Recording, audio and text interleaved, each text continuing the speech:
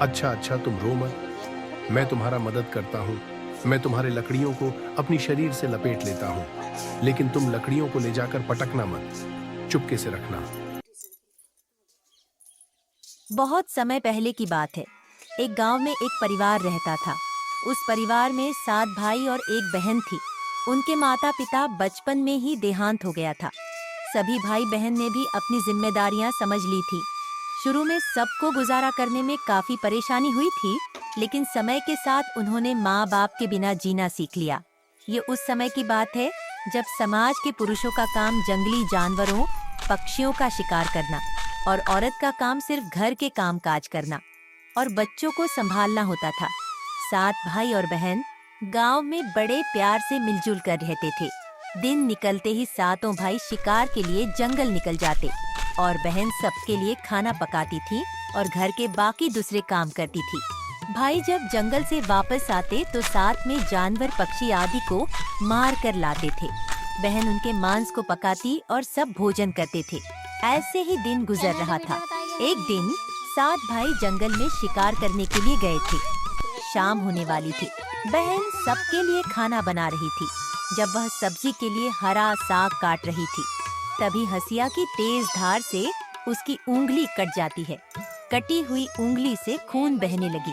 बहन ने सोचा, अगर मेरे भाइयों ने कटी हुई उंगली और इतना सारा खून देखेंगे तो बहुत परेशान होंगे। इसीलिए अपने भाइयों को यह बात नहीं बतानी चाहिए और उनसे छिपा कर रखना होगी। इसीलिए मैं एक काम करती हूँ, इस खून को अपनी कपड़े से पोंछ देती हूँ।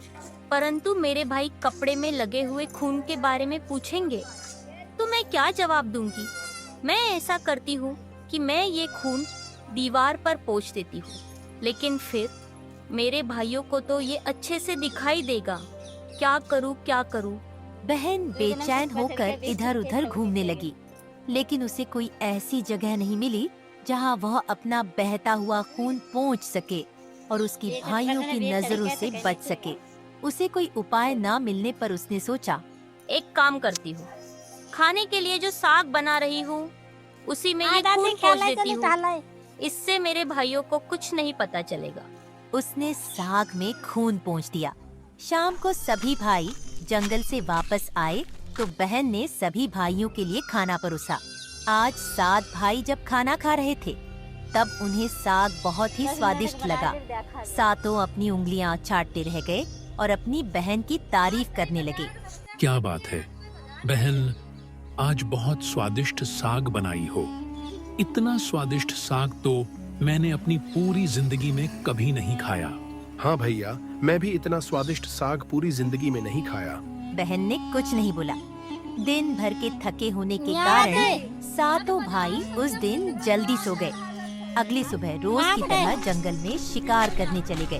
वे सभी आपस में बात कर रहे थे कि रात के भोजन में बहन ने जो साग बनाई थी वो बहुत ही स्वादिष्ट थी। हमने तो आज तक ऐसा स्वादिष्ट साग कभी नहीं खाया था। सबने तय किया कि आज घर चलकर इसके बारे में अपनी बहन से जरूर पूछेंगे कि साग में उसने ऐसा क्या मिलाया था जो साग इतनी स्वादिष्ट बनी थी। शाम को सातों भाई जब घर आए तो दोबारा अपनी बहन की बनाई हुई साग की तारीफ करने लगे। हमारी प्यारी बहन, कल रात को तुमने साग में ऐसा क्या मिलाया था जो हम लोग उसे भूल नहीं पा रहे हैं? बहन बताना तो नहीं चाहती थी। वह सोच रही थी, अगर उन्हें पता चला कि मेरी उंगली कट गई है तो मेरे सारे भाई दुखी हो जाएंगे, इसलिए उनसे ये सब कहना ठीक नहीं है। मेरी प्यारी बहन, तुम्हें आज बताना ही पड़ेगा कि हमारी बहन ने इतना स्वादिष्ट साग कैसे बनाई। तुम्हें मेरी कसम है बहन, तुम्हें आज सच्चाई बतानी ही होगी। बड़े भाई का सब सम्मान करते थे, इसीलिए बहन को भी अब सच बोलना पड़ा। उसने धीरे धीरे सारी बात बताते हुए कहा, भैया, जब मैं साग काट रही थी तब मेरी उंगली कट गई और बहुत सारा खून बहने लगा। फिर मैंने आप लोगों से छुपाने के लिए साग में ही वो सार खून पोंछ दी। मुझे लगा आप लोग यह बात सुनकर बहुत दुखी हो जाएंगे। यह बात सुनकर बड़े भाई सोचने लगा, इसका खून से सना सब्जी इतना स्वादिष्ट लगता है तो इसका मांस कितना स्वादिष्ट होगा। रात को खाने के बाद सातों भाई सोने के लिए चले गए। सभी भाई कमरे में पहुंच गए। उसके बाद बड़ा भाई सभी भाइयों से कहने लगा, अरे भाइयों, हमारी बहन की खून की बूंदें जब इतनी स्वादिष्ट है तो सोचो उसके शरीर का मांस कितना स्वादिष्ट होगा। हाँ भैया, आप बिल्कुल सही कह रहे हो। भैया, मैं भी आपसे यही बात कहने वाला था।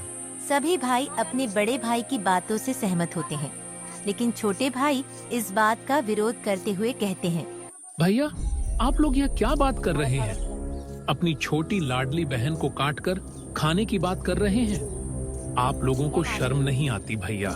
अरे छोटे, तुझे कितनी बार कहा है, जब दो बड़े आपस में बात कर रहे होते हैं तो छोटे का बोलने नहीं चाहिए। इस तरह छोटे भाई जब विरोध करता है तो बड़े भाई उसे डांट डपट कर चुप करा देते हैं। अगले दिन सभी भाई जब शिकार के लिए जंगल जाते हैं, जब वे सभी जंगल पहुंच जाते हैं तो बड़े भाई सबसे छोटे भाई से कहते हैं, अरे भाई, मैं इधर हिरण के बच्चे को जाते हुए देखा, तुम जाकर उसका शिकार करके ले आओ।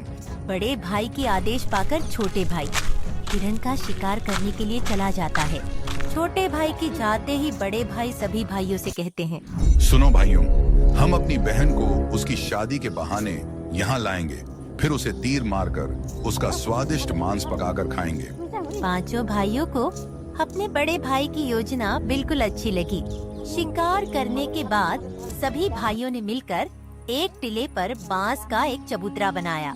उनकी योजना यह थी कि बहन को भला फुसलाकर यहाँ लाएंगे और तीर मारकर अपनी बहन की हत्या कर देंगे और यही उसका स्वादिष्ट मांस पकाकर खाएंगे। अगले दिन बड़े भाई ने अपनी बहन से कहा, मेरी प्यारी बहन, अब तुम बड़ी हो गई हो और शादी के लायक हो गई हो, तो मैंने तुम्हारे लिए एक सुंदर से वर की तलाश की है और हम उसको देखने के लिए जा रहे हैं, इसलिए तुम भी जल्दी तैयार हो जाओ और हमारे साथ चलो। बहन शादी की बात से बहुत खुश हो गई। वह तुरंत तैयार हो गई और भाइयों के साथ जाने लगी। चलते चलते जब बहन थक गई तो बड़े भाई से पूछने लगी, भैया, मैं चलते चलते थक गई हूँ, मेरा ससुराल अब भी कितना दूर है?